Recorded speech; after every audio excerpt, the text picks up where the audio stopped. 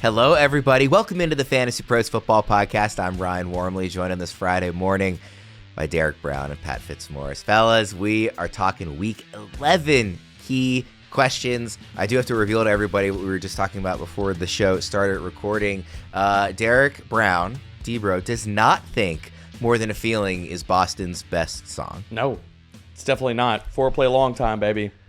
101. Instrumentals are ridiculous. And we didn't know also that Fitzy's apparently got, celebrity ties to all these different places and people.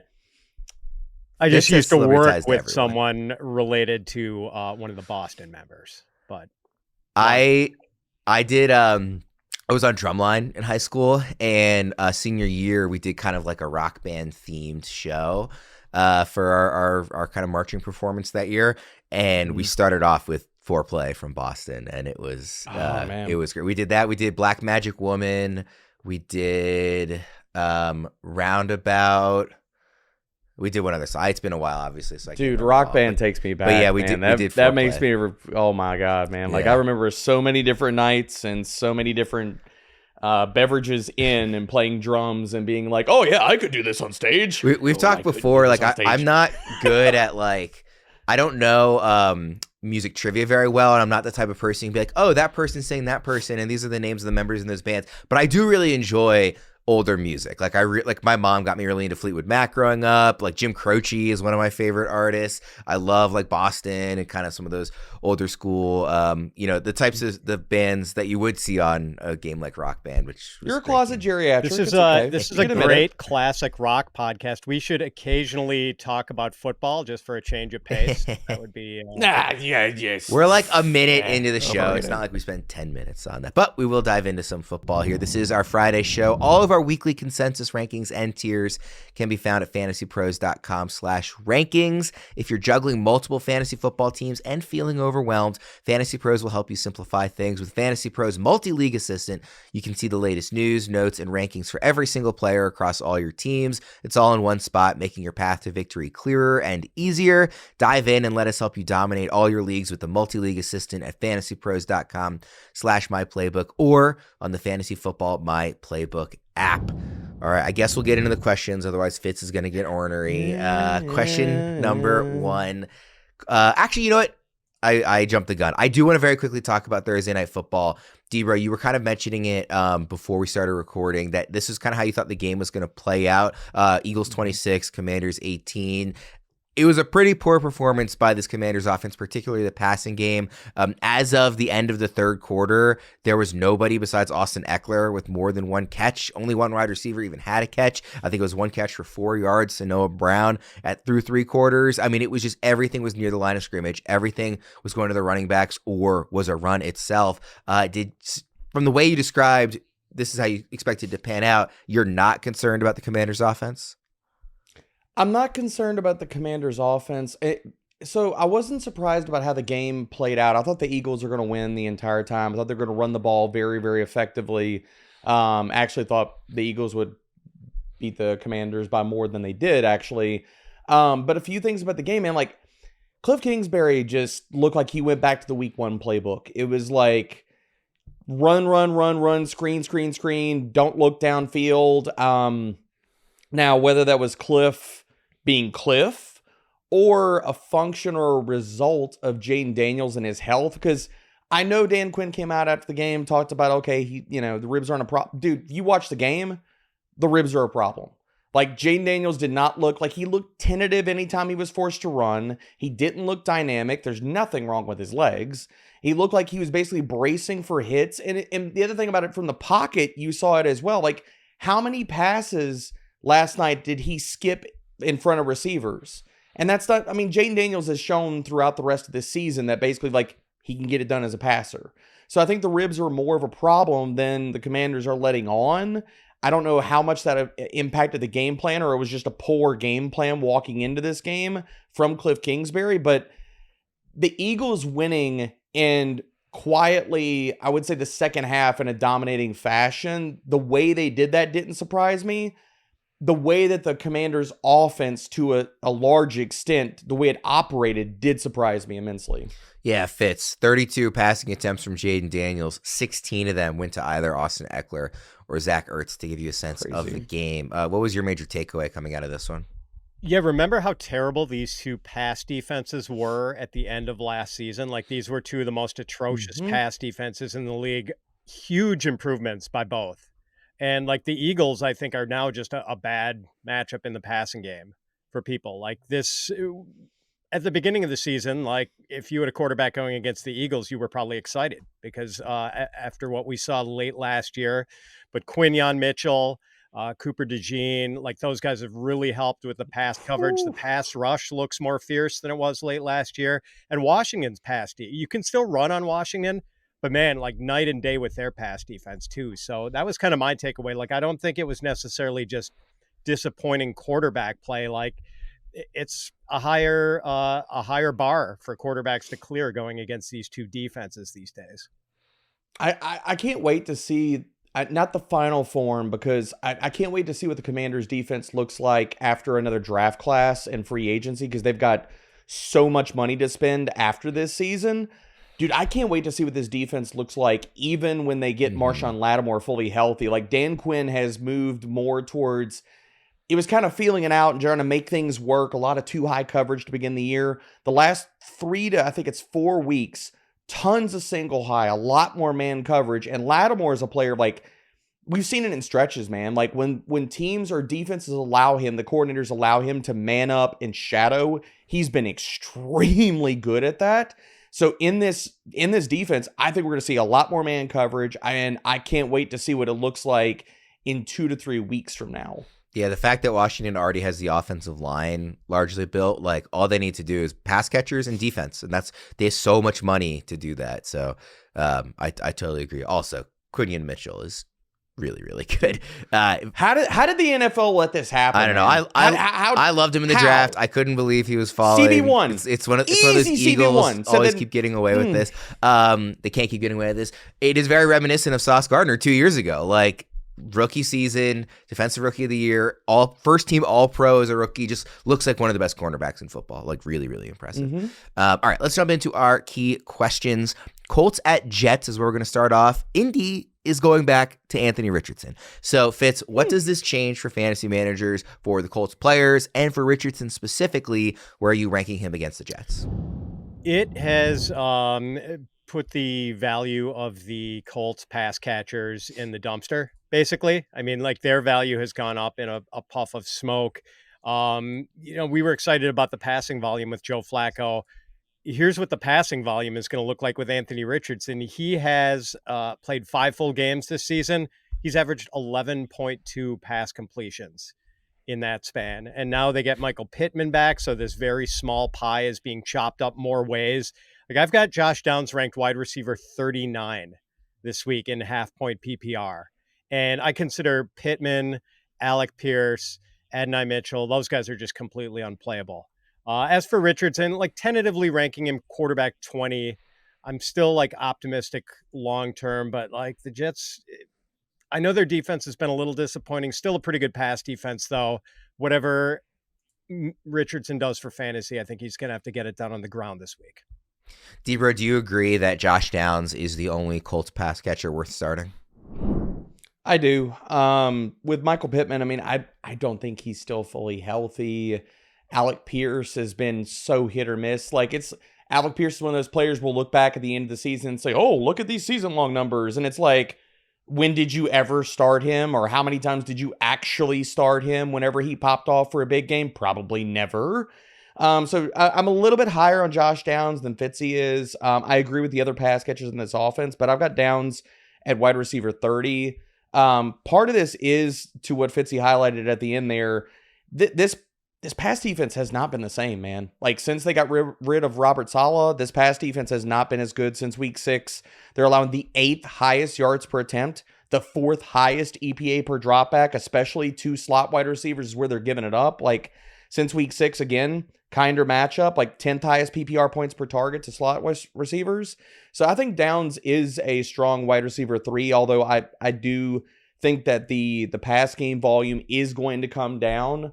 But Downs should be the go-to receiver for Richardson this week. Yeah, but Downs needs the volume though. And that's the thing. Like he is not a big play guy. He's going to average like around 10 yards a catch. This dude needs to be like the last couple of weeks. It was kind of disappointing, but he still had like 6 and 7 catches. So he had a decent day if you're playing him in like PPR or half PPR. Now he's not going to be getting 6 or 7 catches a week.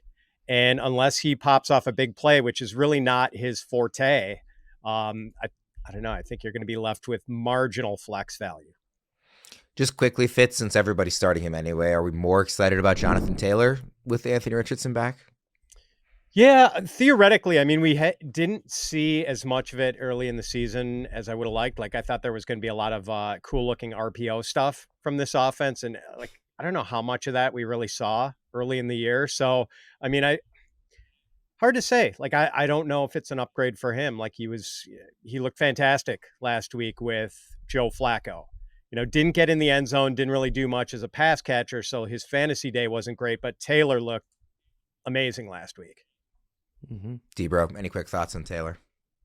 No, I think it's a push, to be honest. I think a lot of people are going to say, like, oh, mobility quarterback, but dude, Taylor was freaking awesome. It doesn't matter who the hell the quarterback has been. So I think it's honestly just a push. He was awesome. He'll still be awesome.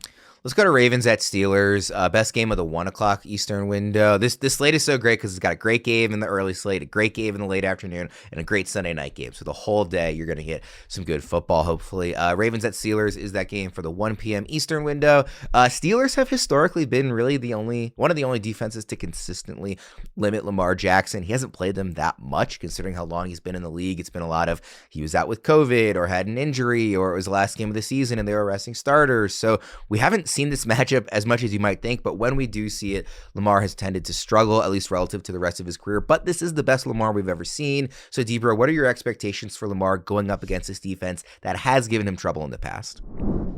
I think he'll be fine, to be honest. I'm not worried about him, and I know, like, I don't want to say, like, you know, okay, well, it's Lamar, you're starting him, but since week 5, we're talking about a Pittsburgh Steelers pass defense that has allowed the 5th most passing yards per game. They have been middle of the road, 17th in success rate per dropback. So I think on paper, you know, we get so married to like what these defenses look like in the entirety of the full season. I like to go back and specifically people are reading the primer, like, and look at the season in microcosms of like the last 5 weeks, 4 weeks. Look at how teams are playing more recently to really get a better sense of how they're playing. So I'm not worried about Lamar. Fitz, what do you think? And, you know, part of it is, you know, that maybe Tomlin has had kind of Lamar's number recently. The other thing is that Tomlin, you know, and this defense as a whole did pretty well just last week against Jaden Daniels, who is not, you know, on Lamar's level yet, but, you know, obviously stylistically, you know, you think of him as a running threat, and they did a pretty good job there. So what do you think we'll see out of the Baltimore offense? Well, I worry about stroking your ego too much as a Ravens fan, but I do feel like this offense is getting to be pretty close to unstoppable. I mean, the threat that Derrick Henry poses for them as a runner has just made Lamar even that much more efficient and dangerous as a passer. And Worm, I didn't really realize the extent to which Lamar has been lighting it up as a passer lately. Since the start of October, Lamar is averaging 301.8 passing yards per game and has thrown for at least 280 yards in each of those 6 games.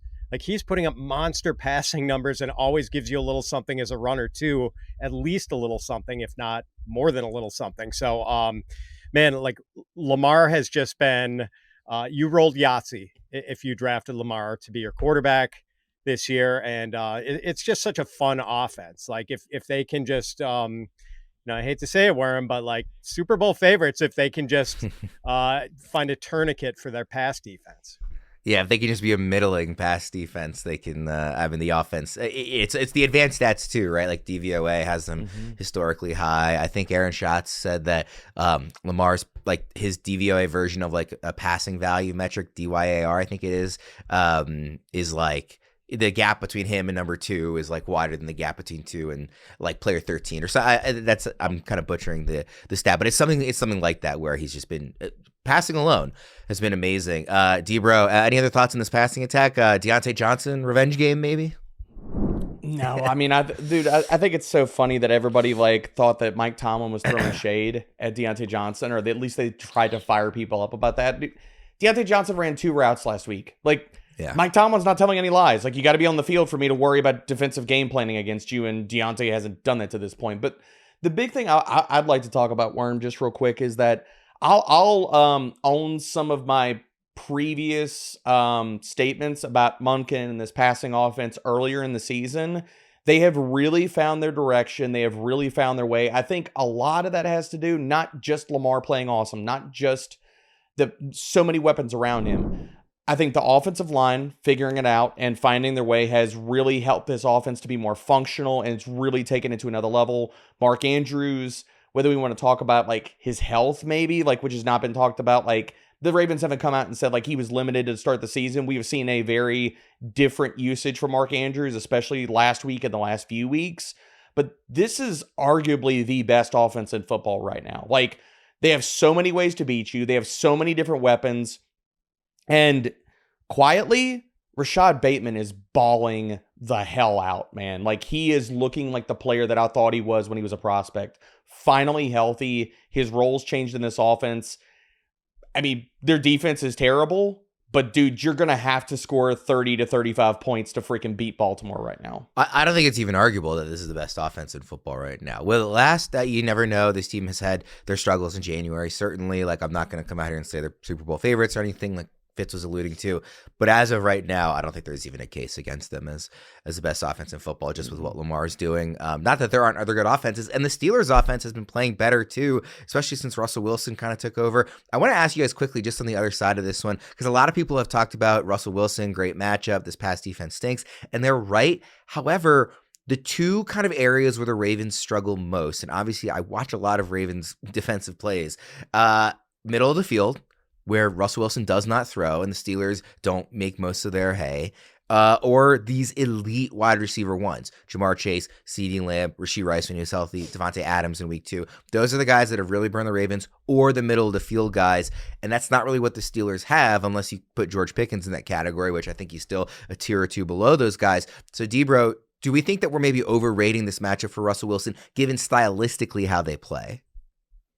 No, I mean, I understand, like, Russell Wilson hasn't seen the field maybe in the middle of the field since high school, but regardless of that, I think they'll be fine this week. I mean, like, dude, George Pickens can get it done. Mike Williams, I think that Mike Williams and his role in this offense and how much he plays this week, I think is going to play a big role in how well Russell Wilson plays, as far as his ceiling outcome. But dude, Russell Wilson's played extremely well in the sense of, like, he's getting it done. I do think a lot of it is, I think there's a regression coming for Russell Wilson. I don't think it happens this week, because if you look at, like, a lot of his yards per attempt, all the different stuff, he looks really freaking good. Like, he's third in yards per attempt amongst 41 qualifying quarterbacks. But the other, like, threading the needle type of accuracy stuff, like, he's 35th in CPOE. He's 40th in highly accurate throw rate. So there's a regression and, like, a down game coming for Russell Wilson, but I do not think that it happens this week. Yeah, Fitz, I guess it comes down to, in terms of the way I'm framing it, how you view George Pickens, if he is kind of that alpha guy that can really take advantage of this Ravens defense. Because if not, then it reminds me a lot of the Bills offense, like, stylistically, and that was an offense that the Ravens defense actually shut down this year. But again, if you think Pickens is playing at that high of a level, then that kind of changes the calculation. What do you think? Well, I've got Pickens top 10, but we know there's always bust in that boomer bust profile. You never know. Like, he could give you the 2-catch game, the game where he, for whatever reason, doesn't seem particularly inspired. But it's funny, Worm. I know you've been talking about the soft pink underbelly of the Ravens pass defense, the middle of the field, a lot. And it inspired me to bet the over on Calvin Austin receiving yardage at 20.5 yards. Because I figure if Russ does choose to attack the middle of the field, which debatable, he does prefer throwing to the boundaries, no question. Maybe Austin is the guy who does some of that damage. So I kind of like that, but it's interesting though. The Steelers are this run heavy team. They've run on 53.3% of their offensive snaps this year. And the Ravens, great against the run, not so good against the pass. Do the Steelers stick to their guns and run the ball, or do they open things up and let Russ cook? But Please, Worm, do not ask me to go spelunking in Arthur Smith's brain. Don't want to go there. Kyle Hamilton also, I don't think he's going to play, or if he does, he's going to be really limited. And if that really helps the screen game, if the Steelers want to try and take advantage of that. So yeah, a bad defense getting worse in Baltimore. By the way, just the last thing, I think 48.5 points is too high for the total on DraftKings. You do? I think that's way too high. I like the under on that for sure. How do they not get there though? Like, because do the Steelers not put it up? Because we know the Ravens are going to put up 25, 28 points. I don't know that the Ravens are going to put up 28 points. Is it the Steelers can't keep... The Ravens Steelers is almost always lower scoring. Again, like Tomlin has done really well against Lamar. I worry about TJ Watt going up against the right side of the Ravens offensive line is worse than the left. I worry about TJ Watt going up against the right side. I know they lost Highsmith, but they get Hervig back. I just don't think the Ravens are going to get 30 points, 28 points in this one. And like I said, I worry that stylistically the Steelers like are not the best matchup for what the Ravens, the few things that the Ravens defense can do. I worry that that's what the Steelers are going to try and go up against. So, I mean, if this total was like in the mid 40s or low 40s, like I'm not saying it should be in the 30s or anything like that, but 48.5, like almost close to 50 points, like I just think that's too high personally. It's hard to fathom for you as this, the fan used to these Ravens Steelers game, Flacco versus Roethlisberger, 16-13, a lot of field goals. Could be different though this time around, Worm. A lot of the advanced analytic guys like the over in this one, so I might be proven wrong, and maybe this is just my kind of fan narrative peeking through. But yeah, I saw that number and I did a double take. You're just trying to keep expectations for your team in check. That's exactly all you're doing. All right, let's get to Fitz's team, Packers at Bears. We're going to talk about the Chicago side of things, though. Any more interest in the Bears offensive players now that Shane Waldron is out? What do you think our expectations should be? Low. Yeah, not a lot of hope. DeAndre Swift is playable, but that's it. I mean, the Bears passing game is a train wreck right now. The offensive line is bad and banged up. Caleb is holding onto the ball way too long. He took 9 sacks last week against the Patriots. In the 3 games since the Bears' Week 7 bye, Caleb has completed 50.5% of his passes and has averaged 156 passing yards per game and 4.9 yards per attempt. Like, he has just been lost, and it's going to take more than a week to fix it. Debro, what do you think? I'll echo everything that Fitzy said. Like, you play DeAndre Swift. If you got him, probably the pass catcher I feel best about that as the best matchup is probably Cole Kmet, honestly. But I don't want to play any of these Bears pass catchers. Like, you sit all of them. Like, Caleb Williams has looked terrible. And people, I'm not saying that Shane Waldron made a good offense, but we really need to understand and lay a lot of this at the feet of Caleb Williams too. And like, dude, I threw a lot of this out there. Like, I want him to succeed. I want him to play well, and I want him to have a really awesome career. Like, the talent is definitely there, but playing on schedule, not running in 17 circles, like not trying to make everything a home run play. A lot of these bad habits you could see on his 2023 film at USC, and it's not changed. And it's like, dude, like, you can't get away with all that kind of stuff. Like, that can't be, like, that kind of secret sauce is great when you need to go out there and make a play, but that cannot be how you're attacking every single snap in every game. You famously hated him during the draft process. Didn't you have him he was my QB3. You had him as a day 3 pick, in the right? process. No, God, no, I wasn't insane. But like, I had him as my QB3, and like during the process, people hated that. They were like, "Oh, this is all just like hot." And I'm like, no, like, I'm just acknowledging that there was a larger or a wider range of outcomes for Caleb Williams than I think some of the talk was about him. Now, I still think that the upside is still there for him, but there's a lot of stuff he's going to need to clean up. And like, systematically, they're going to have to change how an offense runs or is built around what he does well and what he struggles with. It was a really good Debro victory lapping his hate. It was a good call by Debro for sure. I mean, he might have totally whiffed on McCarthy over Drake May, but got to give him credit for Caleb Williams. JJ's coming for that receipt next year, Fitzy. He's coming. I know you don't want to give any Vikings love, but he's coming for it. High bar to clear with how good Drake May has looked. Just quickly, scale of 1 to 10, Fitz. Long-term concern for Caleb Williams. 5. Somewhere in the middle. 6.5. Okay. I'm not gonna say 7, but like, I'm definitely above the median. Like, they have to nail this next head coaching hire. If they do not, I mean, he's gonna go possibly the road of like so many other like young quarterbacks. Yeah. New offensive system, new play caller, new offensive system, new play caller, and the guy just gets churned through all this different stuff and it ruins him. The NFL season is rolling along and the contenders are separating from the pack. The one thing that hasn't changed this season, DraftKings Sportsbook, an official sportsbook partner of the NFL, is the number one place to bet touchdowns. Fade to the corner of the end zone, running back breaks through the line and gallops 60 yards to score. We don't care how they get them. We just want to bet on touchdowns, and DraftKings is the best place to do it. Ready to place your first bet? Try betting on something simple like a player scoring a touchdown. Go to the DraftKings Sportsbook app and make your pick. The Week 11 slate looks absolutely sensational. Kicked off with Commanders Eagles last night. We also get Ravens Steelers, as I already mentioned, in the early slate Sunday, then Bills Chiefs in the late afternoon, and we top it off with Joe Burrow versus Justin Herbert on Sunday Night Football. I cannot wait for these matchups. Every one of those games has a spread of 3.5 or smaller and a total of 48.5 or higher, except ironically Bills Chiefs. Plus, they all have major implications in the playoff picture. Odds and lines are subject to change, of course, but this slate rules. Whichever game you bet, here's a reason for new customers to do a touchdown dance of their own. Bet $5 to get $150 in bonus bets if your bet wins. Score big with DraftKings Sportsbook, the number one place to bet touchdowns. Download the DraftKings Sportsbook app and use code FantasyPros. That's code FantasyPros for new customers to get $150 in bonus bets if your bet wins when you bet just $5. Only on DraftKings. The crown is yours. Debro, Vikings at Titans. Is Calvin Ridley back in the circle of trust for fantasy managers? He has 8 or more targets in every game since the Week 5 bye, and his last 3 games include 10 catches for 143 yards, 5 catches for 73 yards, and 5 catches for 84 yards and 2 touchdowns. In terms of his weekly floor being higher, yes, based off the volume. Do I feel rosy about rolling him out there every week?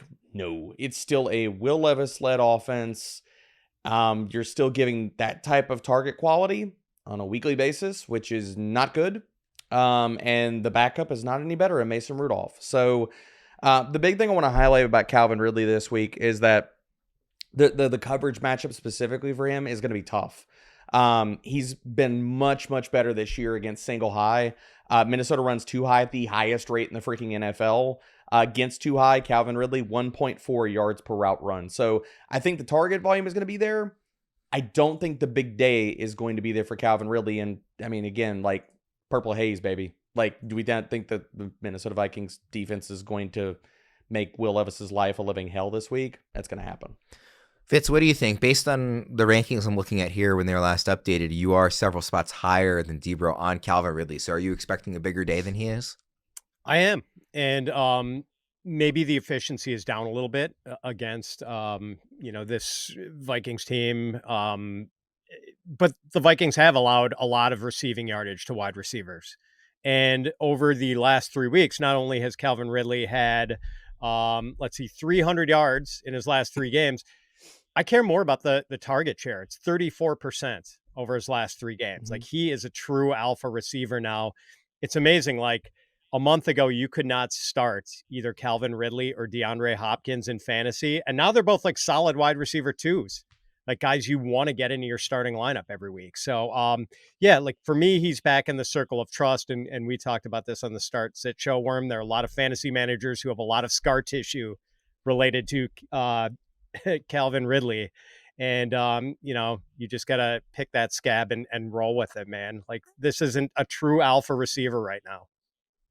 The best way that, I guess, the best parallel that I can make about my feelings about Calvin Ridley, I look at his situation and I look at Jacoby Meyer's situation, and I think they are exactly the same. Like, both of them are going to see 28 to 30% target shares. Both are going to see a ton of volume. Ridley's just had the big games, whereas Myers is seeing the same target volume, same bad quarterback play, but Ridley just walked away with the big games lately.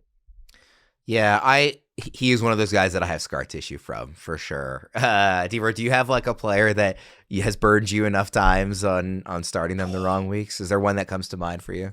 Because Ridley's on that short list for me.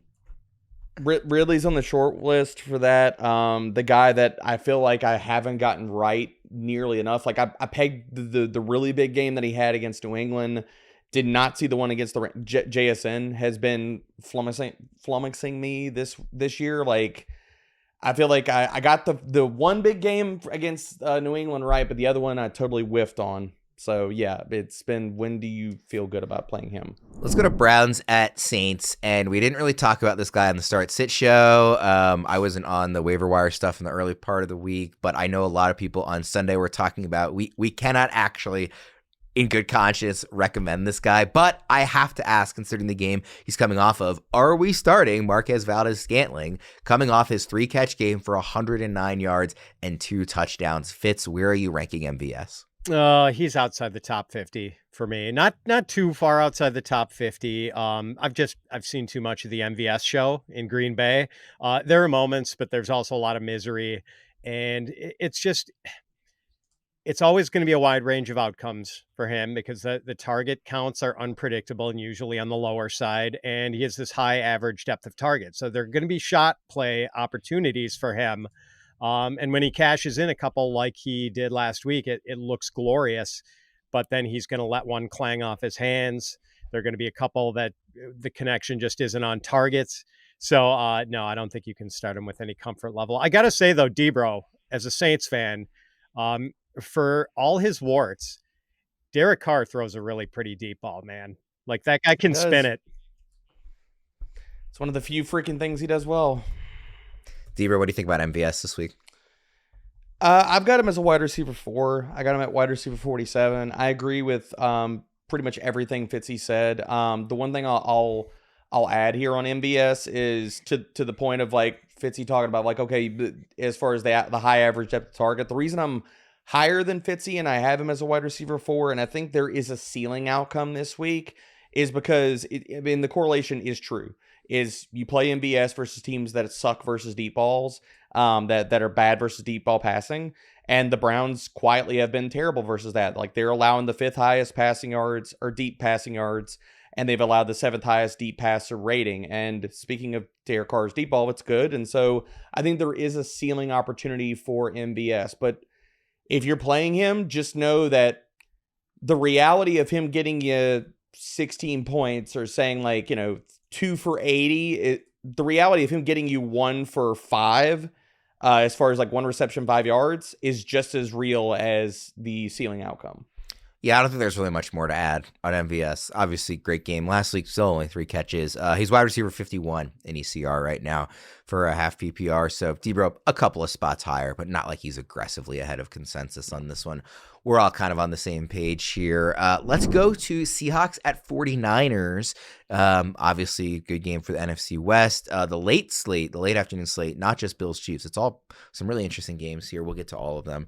Seahawks Niners is the first one, though. Christian McCaffrey returned last week. Wasn't super efficient running the ball. Did have 6 catches for, I think, 60-something yards. I forgot to write that down. What did you think of his return in Week 10, Debro? And what are your expectations for him this week and beyond? Is he back to you're starting him, obviously, but is he back to a set and forget it, top 3, top 5 running back? I think he is, based off of the volume, and Fitzy nailed this. I was more tentative last week.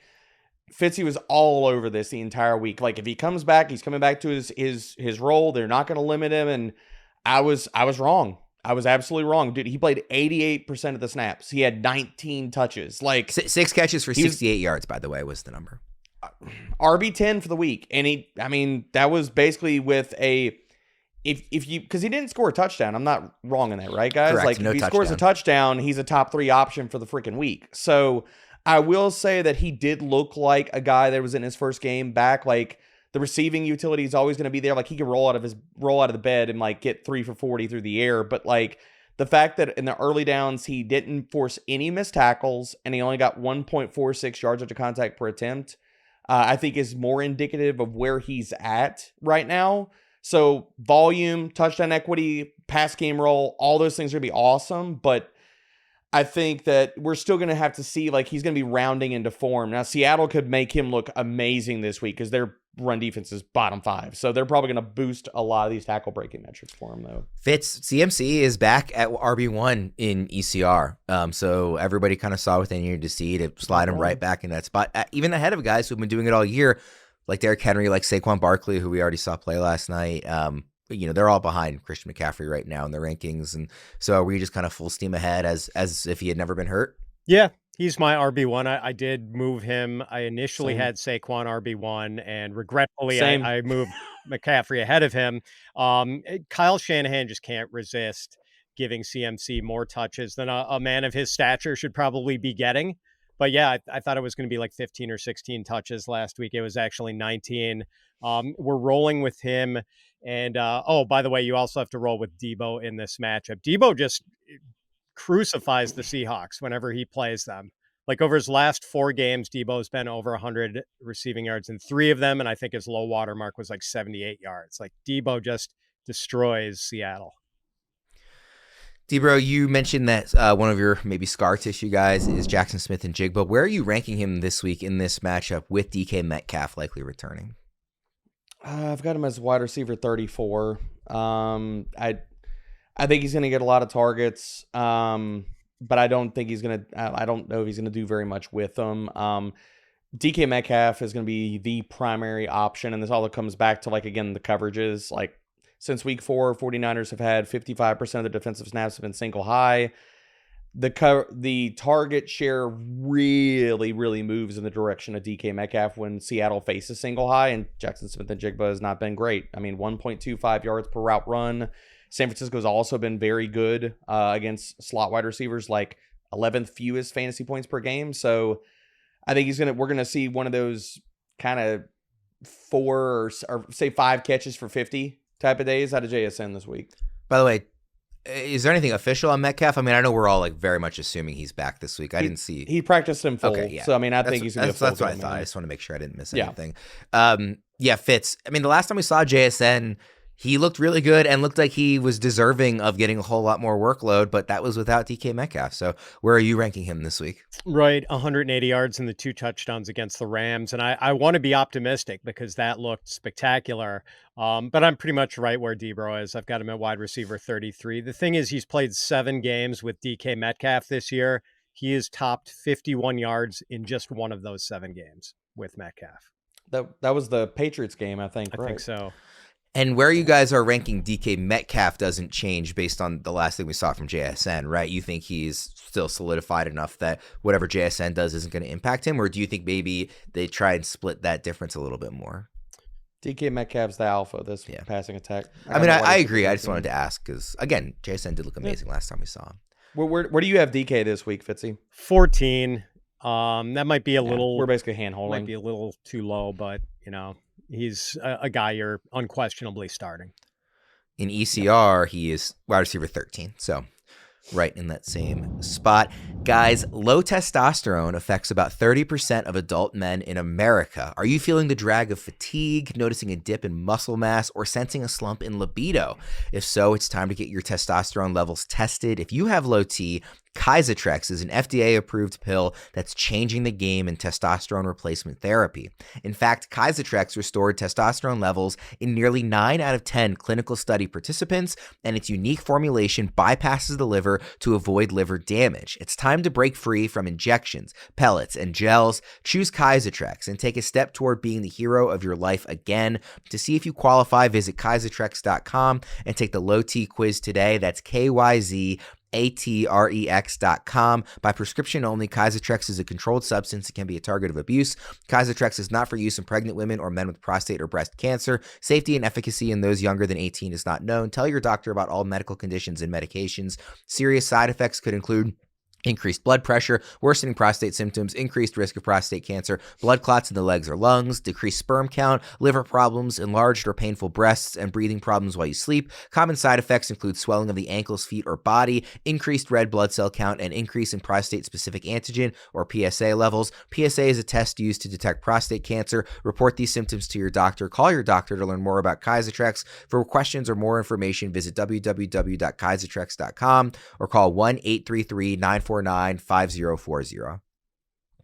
right, guys. Falcons at Broncos. Broncos defense looked more like their usual strong selves against Kansas City than they had the week before in Baltimore. Do you have any concerns for the top Falcons players in this matchup, given how well the Broncos defense has played recently, Fitz? Some. I don't know if we get smash games from Kirk Cousins, Drake London, Darnell Mooney, Kyle Pitts. But I don't know if anyone can stop Bijan Robinson right now. I don't really have any concerns for him. Mhm. He has been just so impressive, so good lately. He's averaging 92.6 rushing yards over his last 5 games and 5.3 yards per carry. Just watching him, like, he is one of the smartest runners in the league. Just the way he sets up his Mhm. blocks and knows exactly when to pump the brakes a little bit and when to punch the gas. It's just, he's become such a fun guy to watch. And now the Falcons are finally like giving him the sort of workload he deserves, a guy befitting his talent. I think over those last 5 games, he's averaged something like 17.6 rushing yards per game. Like, that should be pretty much the floor for him every week. This guy needs to get at least 16 or 17 carries week in, week out. D-Bro, what do you think? I think Bijan is the truth. Since week 6, the RB1 in fantasy by a decent margin, 2.6 fantasy points per game. Just Bijan has been amazing. He hasn't scored less than 21.5 fantasy points in PPR setting over these last 5 games. So I echo everything Fitz just said. I think that looking at this matchup, I think this game points specifically to two players being, or should be, the focal point for how Atlanta attacks Denver, and that is Bijan. That is also Kyle Pitts.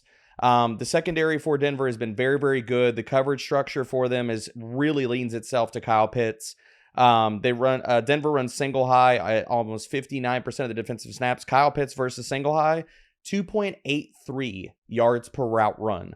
So you're staying away from the good corners. Specifically, and I mean, that's going to lead me right into Drake London. Dude, I don't know. I have gone back and forth so much about where the hell am I going to rank Drake London for this week. I have him at wide receiver 24 right now. I really want to push him into wide receiver 3 territory, and I know people are going to say, like, that is an overreaction, but before... I really want to know where you have him this week, Fitzy. But before we get to that, like, I just got to bring this up, man. Like, the week 1 matchup that he had against Joey Porter Jr., I think we see shades of that this week. Patrick Surtain is going to shadow him. That is going to happen. And in week 1, Joey Porter followed Drake London on 65% of his routes. Drake London had 1 catch and 7 receptions. Patrick Surtain has shadowed 5 times this season, following a wide receiver on at least 60% of the routes. None of those wide receivers have surpassed 30 receiving yards in his primary coverage and 0 touchdowns with Surtain shadow them. So, like, I am hugely worried about Drake London. Like, he's got to score this week to maybe even be like a wide receiver 3. But Fitzy, am I overreacting here? I'm maybe not as positive as you are that London is going to be shadowed by Surtain. I know PFF, I think they're projecting Darnell Mooney to actually run more routes into the coverage of Surtain than London. I don't know if that's right. Like, it wouldn't shock me if London did get the shadow. I've got him at wide receiver 15. And it's mostly that I don't really like any of the options after about wide receiver 13 or 14. Like Metcalf, and then things go downhill fast after that. He shadowed Metcalf, Mike Evans, George Pickens, and Garrett Wilson on at least 60% of the routes. He followed Myers on 50% of his routes, and nobody, he didn't shadow anybody outside of that. But that's a freaking impressive list of dudes that he just shut down. Let's go to the game of the week, Chiefs at Bills, one of the games of the season. Rather than trying to identify one question to analyze in this game, I wanted to kind of let you guys have a chance to pick one player who you think in this game will outperform expectations and one player who you think in this game will underperform expectations. And by the way, while we were recording, it was announced that Dalton Kincaid is officially out for this game. So just want to note that as well. Fitz, I'll start with you here. Pick one player who will outperform expectations and one player who will underperform. Then I guess I got to steal Dawson Knox from Debro. Just like, that's the guy. Like, Kincaid is out, and the Chiefs have given up the most receiving yards in the league to tight ends. It just seems like, plus Amari Cooper, we don't really know about his status. It seems like he's tracking the play with his wrist injury, but like he's said, it gives him some difficulty catching the ball. So if that turns out to be a problem, we know Keelan Coleman's not playing for the Bills. So I wouldn't be surprised if we saw Dawson Knox with like 5 or 6 catches for 50 plus yards. Underperformed James Cook. Like the Chiefs' run D has just been lights out. 52.6 rushing yards per game allowed to running backs, 3.2 yards per carry allowed to running backs, third in the league in DVOA against the run. And Cook's probably going to need rushing volume to, make his bones in fantasy this week. He doesn't always get it. He's had 12 or fewer carries in 4 of his 9 games so far this season. Debro, what do you think? Yeah, the Dawson Knox call. I mean, right now with that news worm, I just moved Dawson Knox up to tight end 12. I mean, people are going to say that's too high, bro. Like, I Like, had him at TE 12 already, D-bro. Yep. I mean, dude, all I needed was the confirmation that he was going to be their starter this week. That's all I was waiting for. I think he's going to crush. The other guy that I will highlight here is Khalil Shakir. I've got him. Where's ECR at right now on him, Worm? Because I'm kind of curious. Like, I haven't looked and seen that. I want to be massively above consensus on him. Excuse me. ECR has him at wide receiver 26. I've got him at wide receiver 15 this week. Okay, so and you anybody are that thinks that's crazy, dude, anybody that thinks that's crazy has not been reading the primer and has not seen what Kansas City has done versus slot receivers. Like, they're allowing the 4th highest receiving yards per game and the 2nd highest fantasy points per game to opposing slot wide receivers. Coverage matchup is it's immaculate. Like, you could not draw up a better coverage matchup for Khalil Shakir. Like, Kansas City has the 3rd highest rate of too high against too high this year. Khalil Shakir, since week 7, since basically he has been thrust into this high volume role against too high since week 7, 30% target share for Khalil Shakir, 40% first read share. Like, so Josh Allen, when he drops back this week, it's going to be, I'm looking for Shakir. Where's he at? Okay, Dawson Knox, where are you at? That's the 2 reads every single time. And Fitzy nailed this. I have nothing else to add on James Cook. Bad matchup. I'm worried about him. What about on the Chiefs side? Because you guys both picked both players on the Bills side. Is there anybody on the Chiefs side that you think will either outperform or underperform expectations this week? Dude, I want to be above consensus. Where's DeAndre Hopkins in ECR right now? Hopkins is at wide receiver 21. Okay, I've got him at wide receiver 14. And I really think that, we look at the name of the Bills on paper and we say, wow, it's a pass defense to stay away from. They've shown some kind of cracks in the pavement over the last few weeks. Since week 5, they've allowed the 10th most fantasy points per game to perimeter wide receivers. I think Hopkins is set up for a quietly, like, really, really good game. And that also flows over to Patrick Mahomes. Like, I don't know if people realize this is a quiet, like, damn good spot for both of them. Fitz, any thoughts on the Chiefs side quickly? Yeah, I mean, my concern about Hopkins, T-Bro, is if Juju is coming back and they put Juju back in that slot role, that Rashee Rice role, is there going to be the sort of target count we want for DeAndre Hopkins?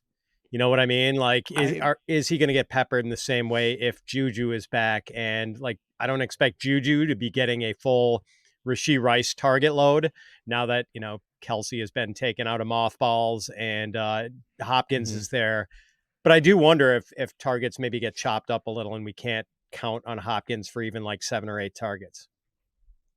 The biggest pushback I have on Juju right now is I don't think in his first game back, as much as he's dealt with hamstring issues, I don't think he's going to be a full-time player. So I think we that it's a valid concern. I think in the next like 2 to 3 weeks, I don't think he's going to be a full-time player this week. I think he's probably going to see like a 30 to 40% route share. I think they're probably going to mix him in with Justin Watson this week. So that's probably just the difference in how we're viewing this week's outlook. Bengals at Chargers. Before we get to the key question for Sunday night's matchup, I want to ask you guys about your Uber Eats Sunday night meals of the week. D-Bro, what must-order food gets you reaching for your Uber Eats app for great game day deals when you think of Los Angeles? Dude, I know we went back and forth on this, and we were like, okay, who am I going to talk about? Like, I almost kind of went to my go-to here, but I have to bring up Pink's hot dogs. Like, that was the go-to for me. Like, dude, I know hot dogs, like, are kind of the ick for a lot of people, but a good freaking chili dog, It's one of my comfort food, man. So this like, Shack dog that you dropped in Slack is ridiculous. Oh my dude, it's ridiculous. A 9-inch stretch dog with onions, mustard, and freaking onion rings on it, specifically 4 of them for all of his championship rings. I was like, give me 3 of them. I'm in heaven. I'm in heaven. I actually can't stand onion rings, for the record. Fitz, what is your game day meal in Los Angeles? We get to hear about this onion ring thing in a second, Worm. But normally my answers are pretty carnivore friendly, but I do appreciate a good chopped salad, and I know Los Angeles is the birthplace of the chopped salad, and there's some places in town that do it really well. The correct answer for Los Angeles is street tacos, and that's what I will be picking. I am a fairly picky eater, as evidenced by the onion rings. So I'm like pretty particular about what I have in my tacos, but the style of street tacos, is particularly in a place like LA, is just like one of the best foods on earth. So I know. Chat, boo this man. When this gets posted to YouTube, boo this man on his onion ring take. Like that has to happen. Well, I just don't like onions. I don't even know. Like I'm gonna have to like gut through the rest of this show just to deal with that take. Yeah, what's the beef with onion rings? It's the onions. Why? I don't like onions.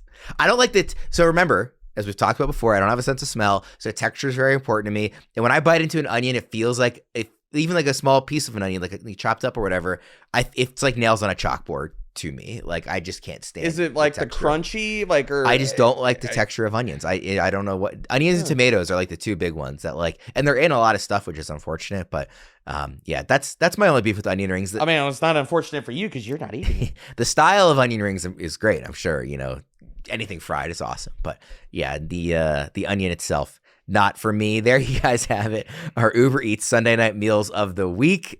Street tacos for me, the Shack dog for D-Bro, and a chopped salad for Fitz. Uber Eats has the best game day deals all season long. Order now for game day. Just please leave out the onions. The list of Fitz making me feel like I need to make healthier life choices. I'm going to say that. Yeah, going with the salad. The list of quarterbacks playing better than Joe Burrow and Justin Herbert right now is quite short, and they are ranked back-to-back in ECR for Week 11. Who do you like better for this Sunday Night Football matchup, Fitz? And I will note, T. Higgins is expected to play. Yeah, it's got to be Burrow. Not so much because of Higgins, simply because the Chargers will take the air out of the ball if they can. It is a Greg Roman offense after all, whereas Burrow is going to throw a lot. His pass attempts the last 3 games, 37, 39, and 56. So, yeah, like that's how the Bengals roll. Like they are going to fire away on you. And, the Chargers kind of want to be a little more buttoned down with their offense. D-Bro, what do you think? I think we might see another shootout similar to what we saw from the Bengals on Thursday night last week. I think it's going to be a shootout. I definitely I'm going Burrow. I think he's arguably playing the best football of his career right now. I've got him at QB6. I got Herbert at QB8. I think that the Bengals, if they do what we all think they're going to do in this game, and they're going to put up points, and they're going to score, and they're going to pass, it's going to force the Chargers out of their comfort zone. They're not going to be able to. They're not going to be able to run the ball.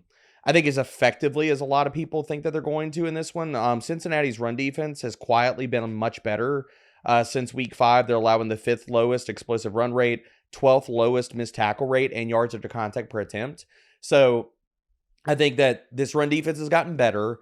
And the matchup itself, Herbert's going to have to take to the air, man. And this is also, I'm going to issue my apology letter to Fitzy here with Will Dissly. Again, surprising tight end ones for the week. I have Will Dissly inside my top 12. Fitz, this quarterback matchup is too good for a salad. I know that you need to eat healthier as you get older. So who am I to judge your diet? But don't even make this an age thing. Burrow Herbert, that deserves meat and grease and sauce. It deserves street tacos. Is really what it deserves. We have eaten meals together, Worm. You know that I'm not any sort of health food nut. Like there's no mistaking that. What do we combine for about 9 burgers in Canton this year at George's? Exactly. And I've seen Fitzy put down some food, man. Dude, it's impressive. All right, let's go to Texans at Cowboys Monday Night Football to wrap things up. On a scale of 1 to 10, D-Bro, what is your panic level for CeeDee Lamb fantasy manager's rest of season after he had 21 yards on 10 targets in his first start with Cooper Rush at quarterback? We're going full Spinal Tap. I'm kicking it up to 11. 11. Like, I did. Wow. Cooper Rush is terrible, and there's nothing. Trey Lance is not any better. So yeah, I've had two big conundrums this week about rankings. It's where the heck do I put Drake London, and how many wide receivers do I stack above CeeDee Lamb? Like right now, I've got CeeDee Lamb as wide receiver 27, and this is not a CeeDee Lamb problem. This is a Cooper Rush problem. And Dallas's offense is, I mean, we're going to talk about not wanting to start any pass catchers from Chicago or possibly Jacksonville this week. I don't want to start anybody from freaking Dallas, dude. Cooper Rush, I mean, like, he finished last week with negative fantasy points. He did not even cross 100 passing yards.